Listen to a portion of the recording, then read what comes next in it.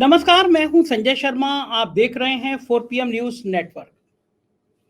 मुझे अंदाजा नहीं था कि एक खबर से हमारे प्रधानमंत्री जी इतना विचलित हो सकते हैं।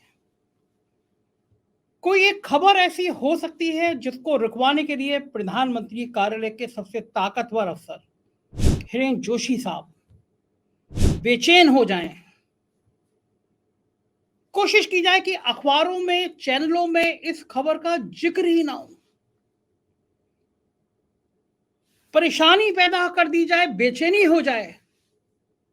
दरअसल अब कुछ हालात ऐसे ही हो रहे हैं। एक ऐसी खबर जो सारा का सारा साम्राज्य खराब कर सकती है। 5 राज्यों के रुझान के बाद अब ऐसी छोटी बड़ी हर खबरों पर सेंसरशिप लगानी है। ये कहाँ गया है? ऐसी सूचना है।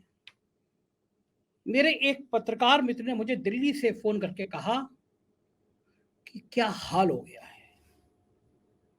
5 राज्यों के पहले रुझानों के संकेत, 5 राज्यों से आती हुई खबरें, इन खबरों ने साहब को और उनकी टोली को बेचैन कर दिया है, परेशान कर दिया है, हताश कर दिया है। कुछ महीनों बाद ही पार्लियामेंट के चुनाव हैं और चुनाव से पहले हालात इतने खराब हो जाएंगे, ये साहब ने और उनकी टीम ने कभी सोचा नहीं था। साहब तो साथ में घोड़े पे सवार थे, आसमान में उड़ रहे थे। 1 साल पहले कह रहे थे कौन है विपक्ष में, एक अकेला सब पर भारी। और अब एक अकेला सब पर भारी में, एक अकेला सब पर भारी की मानसिकता ने पूरा ताना वाना बिखेर दिया है। अब विपक्ष की छोटी सी रणनीति, अब विपक्ष की छोटी सी भी योजना साहब की नींद उड़ा देती है, साहब के सिपे सलारों को बेचैन कर देती है। कोशिश की जाती है फिर ऐसी खबरें दबा दी जाए। एक बड़ी घटना घटी, घटना छोटी थी लेकिन साहब को उस खबर को दबाने की घटना बड़ी बन गई, और ज्यादा चर्चा का विषय बन गई। और जब वक्त खराब होता है ना साहब, तो कहा जाता है ऊंट पर बैठे आदमी को भी कुत्ता काट लेता है। और आजकल साहब के साथ कुछ कुछ ऐसा ही हो रहा है। कुछ भी करने जा रहे हैं लेकिन चीजें उल्टी हो जा रही हैं, अपने सिर पे आके उल्टी हो जा रही हैं। खबर क्या है मैं आपको सिलसिलेवार समझाता हूं, और उसके राजनीतिक मतलब क्या है, राजनीतिक अर्थ क्या है, और मैं क्यों कह रहा हूं कि ये छोटी सी शुरुआत साहब का किला तहस नहस कर सकती है। ये छोटी सी कवायद साहब का पूरा पूरा बना बनाया सपना बिखेर सकती है। और हुआ क्या कि आपके घर में जो अखबार आते होंगे देश भर में, उन अखबारों को जब आपने सुबह देखा होगा तो ये एक विज्ञापन देखा होगा। साहब का पसंदीदा अखबार दैनिक जागरण, इसमें बयान छपे हैं, इसमें एक विज्ञापन छपा है। हिंदुस्तान, इसमें भी वही विज्ञापन छपा है। और ऐसे देश के तमाम बड़े अखबार, लखनऊ से दिल्ली तक और दिल्ली से कलकत्ता तक, बड़े बड़े अखबारों में पहले पन्ने पर एक फुल पेज का विज्ञापन छपा है। और साहब को, साहब की इंटेलिजेंस टीम को भी पता नहीं था कि ये विज्ञापन छपने के बाद देश की राजनीति में कितना बड़ा तूफान आ जाएगा।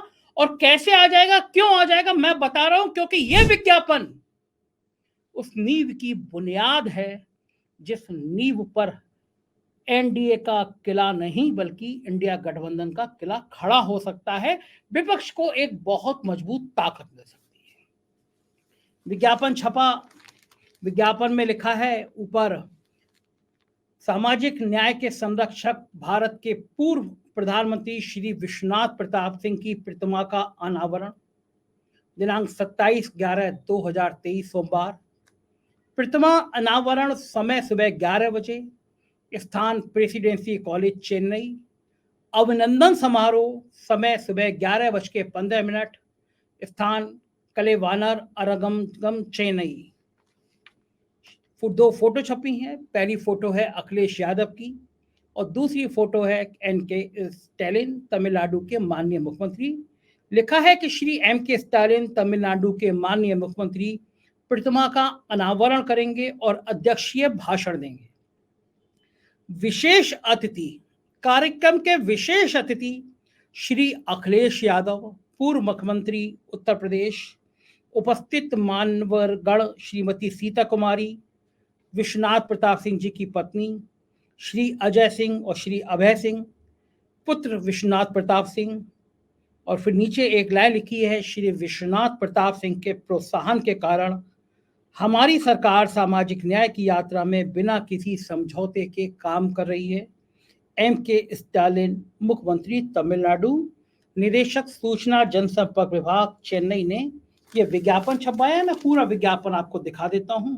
अखिलेश यादव, स्टालिन, विश्वनाथ प्रताप सिंह और विश्वनाथ प्रताप सिंह डीएमके प्रमुख के साथ फोटो है, और ये पूरा विज्ञापन पूरे देश के बड़े बड़े अखबारों में पहले पन्ने पर छपा है।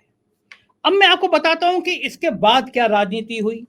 इसके बाद ऐसा क्या हुआ कि प्रधानमंत्री कार्यालय बेचैन हो गया।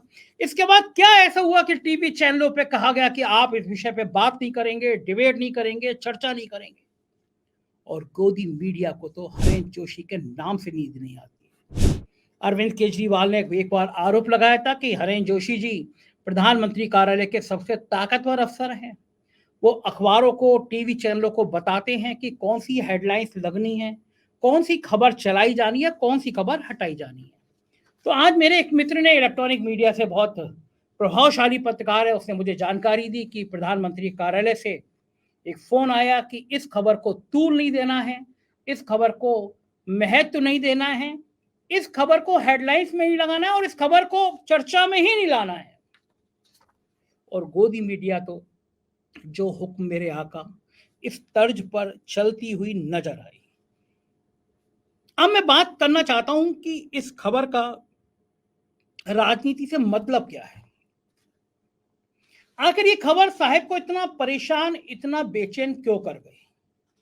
दरअसल इस खबर के पीछे एक दूरगामी राजनीति छिपी है। साहब को समझ में आ गया होगा कि स्टालिन को परेशान करने के लिए 2 पूर्व आईपीएस जो उन्होंने लगाए थे, उसका स्टालिन किस रणनीति के तहत जवाब दे रहे हैं। पूरे देश को हैरानी हुई कि तमिलनाडु में जहां से 39 सीटें लोकसभा की आती हैं, वहां विश्वनाथ प्रताप सिंह की आदमकद प्रतिमा लगाई जाती है, और उसका उद्घाटन अखिलेश यादव से क्यों। अखिलेश यादव सत्ता के केंद्र में ऐसे कैसे आ गए कि आज करोड़ों रुपए के विज्ञापन फ्रंट पेज पे अखबार के छपवाए गए और अखिलेश यादव को उस कार्यक्रम का मुख्य अतिथि बनाया गया, और एक झटके में उत्तर प्रदेश और तमिलनाडु के तार जुड़े और इन तारों ने कांग्रेस और भाजपा के कान खड़े कर दिए। राजनीति कौन सी पकड़ी है, क्या खेल चल रहा है। दरअसल भारतीय जनता पार्टी ने जब देखा कि दक्षिण से 30 सीटें उनको पिछली बार मिली थी और इस बार उनको उम्मीद नहीं है कि 30 में से वो 5 भी जीत पाएंगे, कि 25 सीटों का जो गैप है, इसने भाजपा के नेतृत्व को परेशान कर दिया है, बेचैन कर दिया है। कैसे निपटे स्टालिन से, कोई समस्या समझ ही नहीं आ रही है, कोई तरकीब समझ नहीं आ रही है। दरअसल एआईडीएमके अब एनडीए गठबंधन से अलग हो गया। स्टालिन के बेटे उदयनिधि ने एक बयान दिया था, सनातन धर्म को लेकर बयान दिया था। पूरी भारतीय जनता पार्टी तुल गई थी, उस बयान का विरोध करने में तुल गई थी और यह गलती कर गई। विपक्ष चाहता था कि उस बयान का भारतीय जनता पार्टी इसी स्तर पर विरोध करे। आप सोच रहे होंगे कि सनातन पर बयान देने के बाद विपक्ष क्यों चाहेगा, वो मैं आपको समझाता हूं। दरअसल तमिलनाडु में जो विचारधारा है, वो विचारधारा ब्राह्मणवाद, मनुवाद की व्यवस्था के खिलाफ है। एक तरह से मैं कह सकता हूं कि वामपंथी विचारधारा है। 39 सीटों में से इसी विचारधारा के चलते, इसी लड़ाई के चलते 23 सीटें डीएमके ने जीती थी, 8 कांग्रेस से जीती थी पिछली बार चुनाव में तमिलनाडु के अंदर। और इस बार भारतीय जनता पार्टी ने स्टालिन को घेरने के लिए 2 पूर्व आईपीएस अफसरों को लगाया है। एक गवर्नर है रवि, मामला सुप्रीम कोर्ट तक गया। आप सबको पता है कि सुप्रीम कोर्ट कितना नाराज हुआ। और दूसरा बीजेपी के प्रदेश अध्यक्ष के अन्नामलाई। जब मामला बढ़ा तो एआईडीएमके अलग हो गया बीजेपी से, क्योंकि तमिलनाडु में आप सनातन व्यवस्था का समर्थन करके, ब्राह्मणवाद का समर्थन करके, मूर्ति पूजा का समर्थन करके, छुआछूत की परंपरा को कायम करके राजनीति कर नहीं सकते। सनातन में जो कुप्रथाएं हैं, जो कुरीतियां हैं, तमिलनाडु ने उसके खिलाफ अलख जगाई है। तमिलनाडु देश का वो पहला राज्य है जहां पे ब्राह्मणवाद, मनुवाद, सामाजिक कुरीतियों, इन सबके खिलाफ एक बहुत बड़ा आंदोलन खड़ा हुआ। ब्राह्मणवाद और हिंदी का विरोध तमिलनाडु से ज्यादा कहीं नहीं हुआ। और सनातन का विरोध कर कर भारतीय जनता पार्टी बड़ी खुश थी, लेकिन एआईएडीएमके समझ गई कि अगर भारतीय जनता पार्टी के साथ रहेंगे तो बचा खुचा भी सब खत्म हो जाएगा, लिहाजा वो एनडीए का हिस्सा बनने से अलग हो गई। अब सारा फोकस अमित शाह ने 7 सीटों पर लगाया है, तमिलनाडु की 7 सीटों पर लगाया है। इन सीटों में पूर्व राष्ट्रपति अब्दुल कलाम का घर भी आता है, चिदम्बरम साहब को घेरने की योजना भी है और बहुत ज्यादा ताकत लगाई है। 30 जिलों में जब नड्डा जी ने अपने ऑफिस खोले हैं कि किसी तरह वहां स्पेस मिल जाए, लेकिन जिस तरह से डीएमके ने वहां पैर पसारे, जिस तरह से इस विचारधारा ने, मैं कहूंगा वामपंथी विचारधारा ने, सेकुलर विचारधारा ने तमिलनाडु के अंदर अपनी जड़ें जमाई हैं, बीजेपी को कोई स्पेस नहीं मिलता। अब मैं बात आता हूं कि आखिर अखिलेश यादव को विश्वनाथ प्रताप सिंह की आदमकद प्रतिमा के अनावरण के लिए विशेष अतिथि बनाने का मकसद क्या है? आखिर क्या कारण है कि स्टालिन चाहते हैं कि उत्तर प्रदेश के पूर्व मुख्यमंत्री तमिलनाडु है और उसके फुल पेज के विज्ञापन दे रहे हैं? और यही राजनीति, अखिलेश यादव और स्टालिन की जोड़ी की राजनीति साहब को परेशान कर रही है, बेचैन कर रही है। दरअसल अखिलेश यादव ने एक नई तरह की राजनीति का प्रयोग किया है और प्रयोग उनको कामयाब होते हुए नजर आया है। पीडीए, पिछड़े दलित मुसलमान, ये अखिलेश यादव ने एक तरह का नारा दे दिया कि हम पिछड़े दलित मुसलमानों की बात करेंगे, उस पर काम करेंगे, जीतेंगे, सरकार बनाएंगे। क्योंकि अखिलेश यादव इस नब्ज को जानते हैं,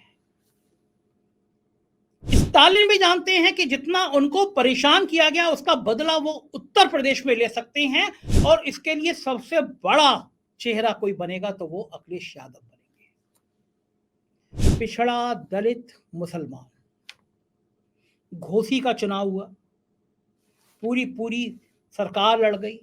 समाजवादी पार्टी के एक विधायक दारा सिंह चौहान से इस्तीफा दिलाया गया था, उनको घोसी चुनाव लड़ने के लिए भेजा गया था। मुख्यमंत्री ने वहां खुद जाके जनसभाएं करी। समाजवादी पार्टी ने ठाकुर जाति के प्रत्याशी को टिकट दिया था। दोनों उप मुख्यमंत्री, दोनों डिप्टी चीफ मिनिस्टर लगातार कैंप करते रहे। भारतीय जनता पार्टी के 2 दर्जन मंत्री लगातार कैंप करते रहे। 50-100 विधायक गांव भटकते रहे। संघ के 3-4 हजार कार्यकर्ता लगाए गए और बताया जाता है कि 20 करोड़ से ज्यादा खर्च किया गया विधानसभा में, लेकिन रिकॉर्ड वोटर से भाजपा हार गई। सत्ता इनकी, पुलिस ने मुसलमानों के घरों पर लाठियां चलाई, वोटिंग हम कराई, लेकिन तब भी छोटे से उपचुनाव में जहां पोलिंग भी कम हुई हो, वहां 42,000 वोटों की हार ने कान खड़े कर दिए दिल्ली के। समझ नहीं आया कि यह हुआ तो हुआ क्या। दरअसल उत्तर प्रदेश भारतीय जनता पार्टी और प्रधानमंत्री नरेंद्र मोदी की सबसे बड़ी उम्मीद है, सबसे बड़ा भरोसा है। उनको उम्मीद है कि यहां से 70 सीटें हम जीत जाएंगे। जो दक्षिण से हम 25 सीटों का नुकसान कर रहे हैं, शायद 5-10 सीटें उत्तर प्रदेश से पूरी हो जाएं। लेकिन अखिलेश यादव की पिछड़ों की और दलितों की राजनीति इसमें सबसे बड़ा रोड़ा बन रही है। जो सनातन के विरोध का बयान स्टालिन ने, वो संदेशा अखिलेश यादव के माध्यम से उत्तर प्रदेश में भिजवा दिया। पिछड़े अभी भी विश्वनाथ प्रताप सिंह को भगवान की तरह मानते हैं, मंडल आयोग का जनक मानते हैं और मानते हैं, पिछड़ी जाति की आबादी मानती है कि अगर विश्वनाथ प्रताप सिंह नहीं होते तो उन्हें उनके हक नहीं मिलते। तमिलनाडु में आदमकद प्रतिमा लगा के, अखिलेश यादव को बुला के, विश्वनाथ प्रताप सिंह की पत्नी और बेटों को बुला के स्टालिन ने कहा कि हम पिछड़ों के हक की लड़ाई लड़ रहे हैं। अखिलेश यादव इसमें अग्रणी हैं और उत्तर प्रदेश में बड़ी सफाई के साथ स्टालिन ने अपनी पहली चाल चल दी। इस विज्ञापन को देख के पीएमओ में खलबली मच गई। जो मेरे मित्र बता रहे हैं वो बता रहे हैं, किसी को अंदाजा नहीं था कि देश के बड़े बड़े अखबारों में अखिलेश यादव के, विश्वनाथ प्रताप सिंह के ऐसे विज्ञापन छपवा दिए जाएंगे, वो भी स्टालिन करोड़ों रुपए एक दिन में खर्च कर दिए जाएंगे, वो भी अखिलेश यादव के चेहरे पर। मतलब उत्तर प्रदेश में पिछड़ों दलितों को संदेश देने के लिए कि सनातन का मूल मंत्र तुम्हारे खिलाफ है। स्वामी प्रसाद मौर्य ने कुछ कुछ टिप्पणियां करी। लोगों ने कहा कि ये टिप्पणियां हिंदू धर्म के खिलाफ हैं, ये टिप्पणियां अखिलेश यादव को तबाह कर देंगी, बर्बाद कर देंगी। समाजवादी पार्टी के अंदर भी उसका विरोध शुरू हुआ। अखिलेश यादव ने कोई टिप्पणी नहीं करी, वो अपने पूजा पाठ के फोटो डालते रहे।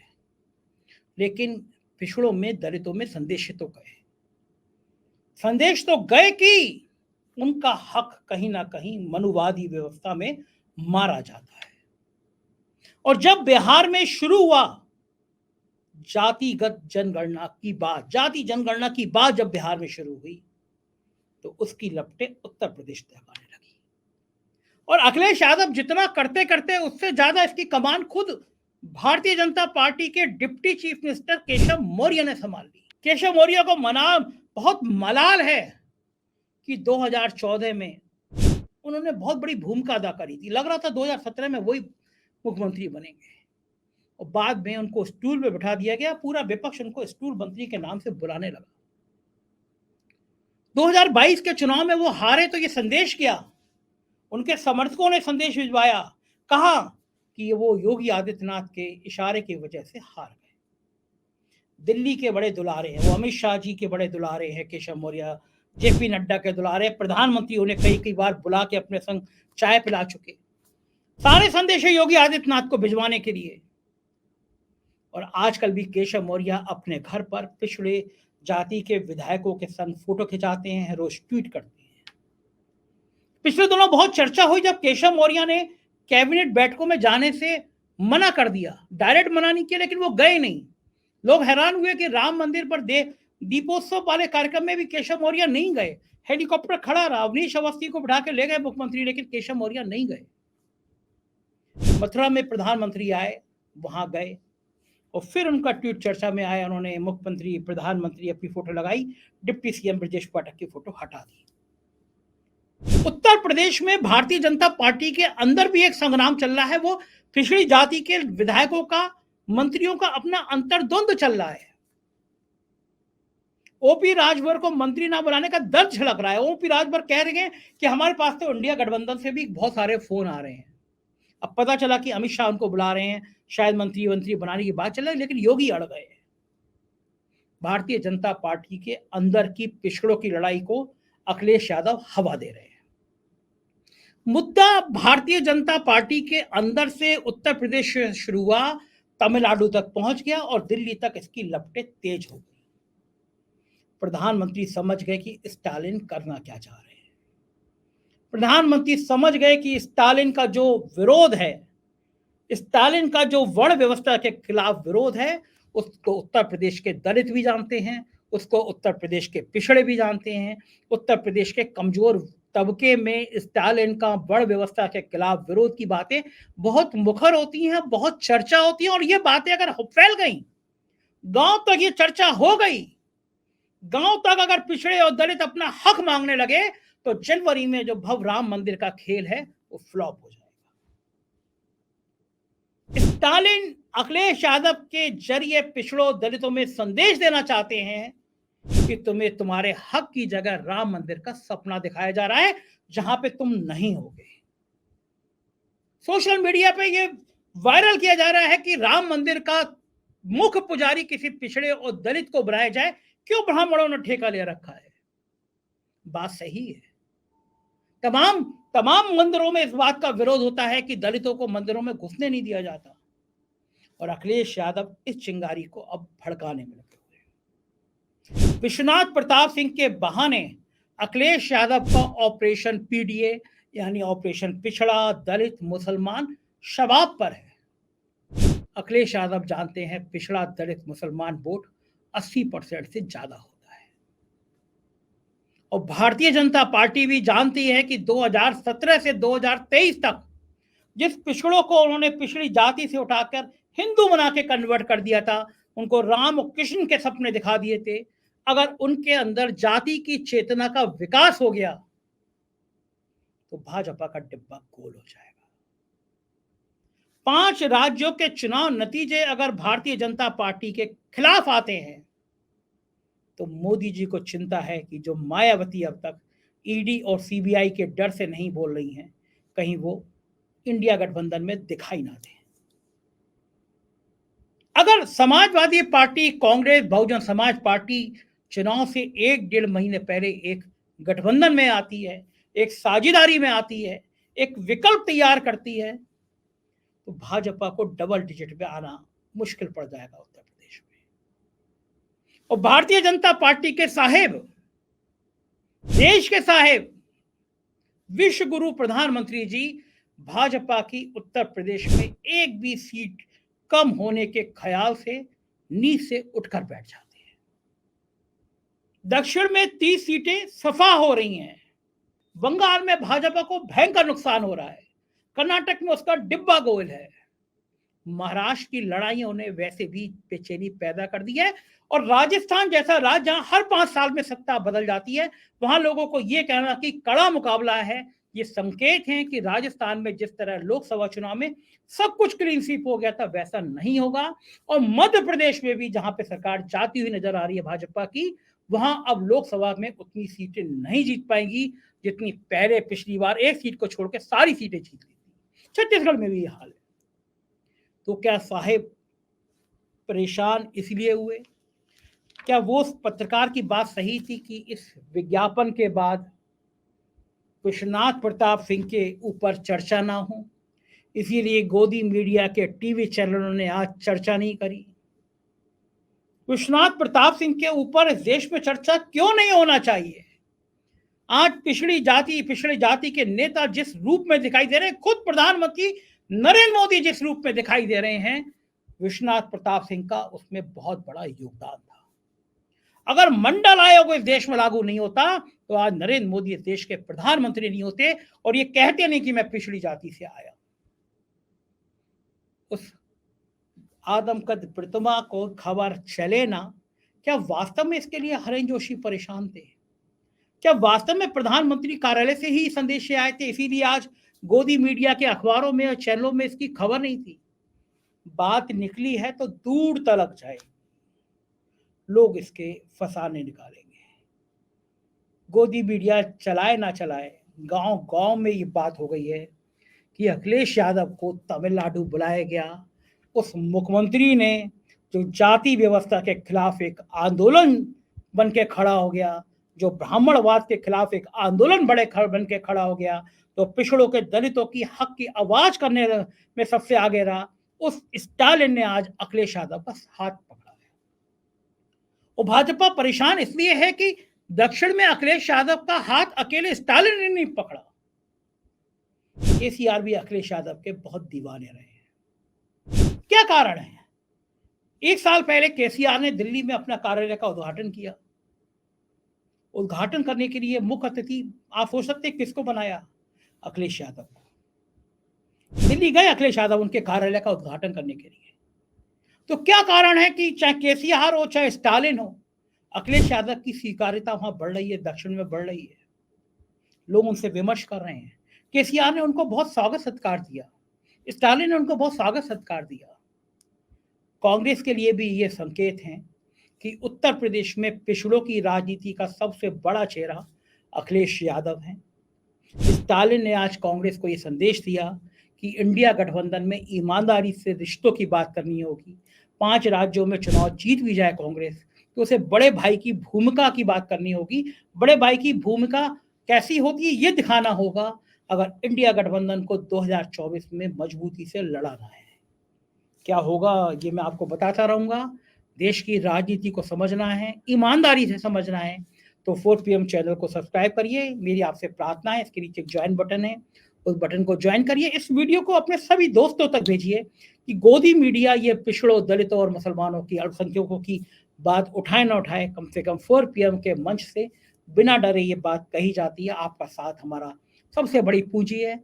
हमारे राज्यों के चैनल हैं 4 PM यूपी, बिहार, गुजरात, महाराष्ट्र, कर्नाटक, मध्य प्रदेश, राजस्थान। उसे सब्सक्राइब करिएगा, अपना प्यार बनाए रखिएगा। शुक्रिया, थैंक यू।